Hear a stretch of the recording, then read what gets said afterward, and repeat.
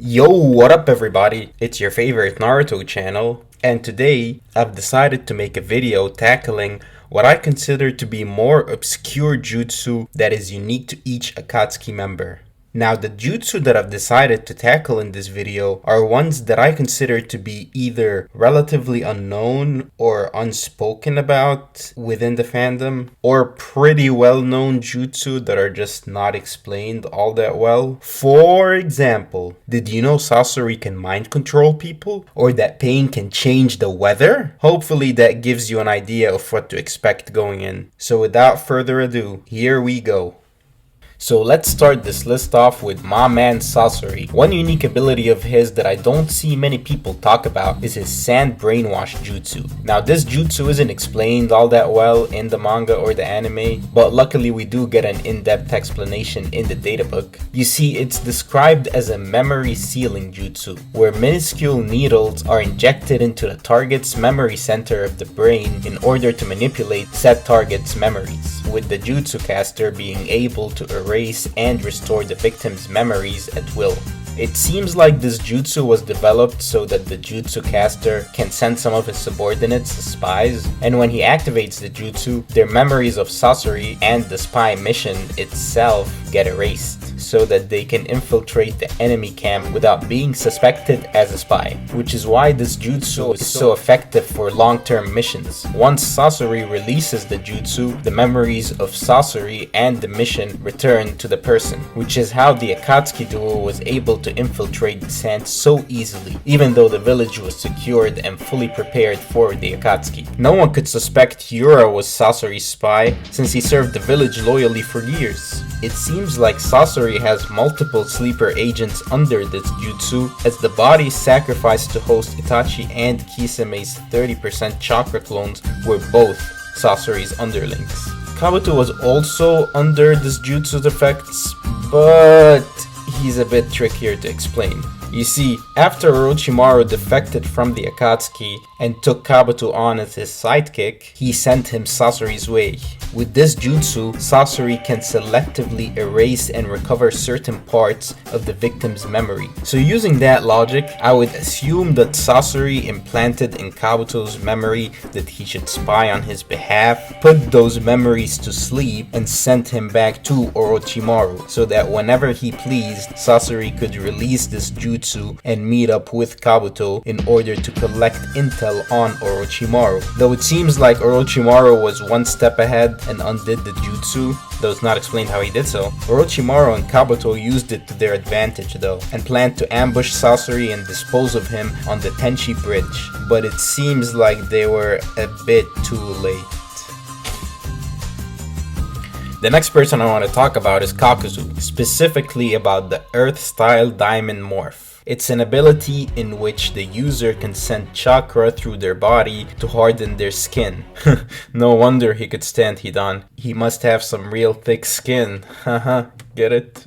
Okay, now the Diamond Morph can be used offensively to strengthen one's attacks, like when Kakuzu used it to take down the Fire Temple wall with just one punch. It can also be used defensively as well. The databook says that once the jutsu is invoked, it creates an immortal body, but I assume that's an exaggeration. Still, I think people downplay the defensive capabilities of this jutsu. Kakuzu was able to tank an explosive tag point blank and sustain 0 damage. The thing about this technique is that since it is an earth-style technique, it has a natural vulnerability to lightning attacks, which is how Kakashi was able to take out one of his hearts, due to the elemental advantage.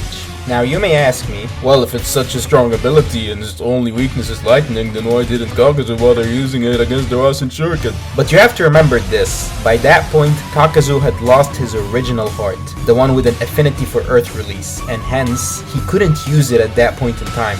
Now I'm not saying he would have tanked the Rasen Shuriken 0 damage had he had it activated, but he definitely wouldn't have sustained as much damage as he did if he could have used it. Maybe he would have only lost 1 heart instead of 2, who knows? Now, if you thought Kakuzu was a baller, you should watch my man Pain make it rain.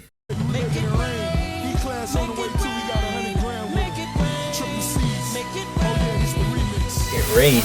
In all seriousness, Pain actually does have a jutsu that causes the rain that showers over the hidden rain village. The Rainmaker ninjutsu, with that ability, Pain is actually able to create clouds with his own chakra, and with these clouds, he creates the continuous rainfall that covers the hidden rain.